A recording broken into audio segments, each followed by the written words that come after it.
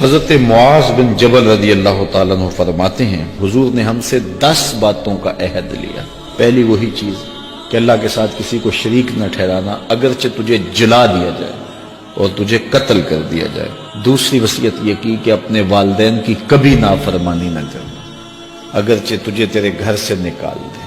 تیرے اہل سے نکال دے، بچوں سے دور کر دے، لیکن پھر بھی ان کی نافرمانی نہیں کرنی۔ امام غزالی نے لکھا ہے کہ ایک جرم ایسا ہے کہ جس کی سزا آخرت میں تو ہے ہی ہے، دنیا میں بھی ضرور ملتی ہے، وہ والدین کی بے ادبی ہے، اور ایک نیکی ایسی ہے جس کی جزا آخرت میں تو ہے ہی ہے، دنیا میں بھی ضرور اس کا صلہ ملتا ہے، اور وہ والدین کا ادب ہے۔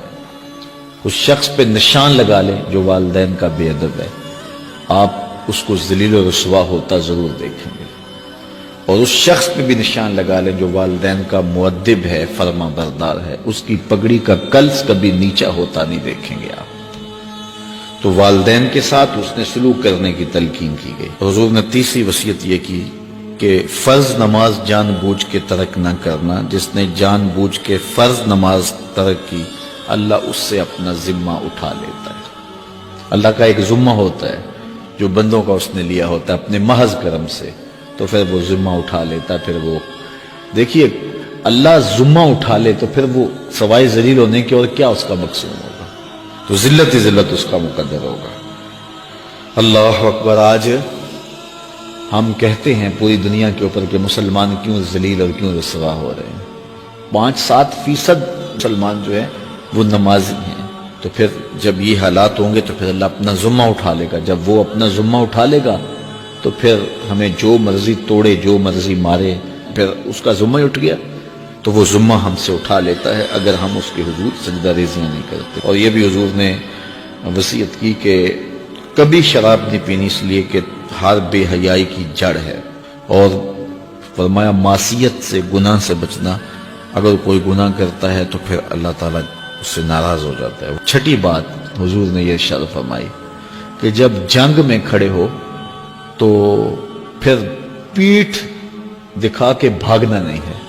اگرچہ لوگ کٹ کٹ کے گر رہے ہو تو میں صلی اللہ العافیہ، اللہ سے عافیت مانگو، یعنی اللہ سے مانگو عافیت، بیماری نہ مانگو، آزمائش نہ مانگو، مشکل نہ مانگو، لڑائی نہ مانگو، جنگ نہ مانگو، لیکن اگر پڑ جائے تمہارے اوپر تو پھر استقامت دکھاؤ، پھر بھاگنا نہیں ہے، اور یہ کبائر میں سے جنگ سے بھاگ جانا۔ تو فرمایا کہ اگرچہ لوگ کٹ کٹ کے گر رہے ہوں تو جنگ سے بھاگنا نہیں ہے، اور یہ بھی وصیت لی کہ کسی جگہ پہ کوئی بیماری آ جائے اور لوگ موت کا شکار ہو جائیں تو پھر ثابت قدم رہنا ہے، وہاں کو چھوڑ کے بھاگنا نہیں ہے۔ اور 8ویں وصیت حضور نے یہ لی کہ اپنے اہل و عیال پر، اپنے بچوں پر، اپنی بیوی پر اپنی استطاعت کے مطابق کھل کے خرچ کرو، بخل نہ کرو، ان سے ان کی ضروریات کو صحیح پورا کرو۔ اور 9ویں حضور نے یہ وصیت کی کوڑا لٹکا کے رکھو، ان کو ادب سکھانے کے لیے، دین سکھانے کے لیے، اور ان کو اچھائیوں کا خوگر بنانے کے لیے، برائیوں سے بچانے کے لیے باپ گھر کے اندر جو ہے وہ کوڑا لٹکا کے رکھے، چھڑی لٹکا کے رکھے۔ یعنی مطلب کیا کہ اولاد کو پتہ ہو کہ اگر ہم نے نافرمانی کی اور اللہ کے حکموں کو توڑا، ہم نماز نہ پڑھی تو پھر یہ ہمارے اوپر ڈنڈا برسے گا بھی، تو ان کو جو ہے وہ اس طرح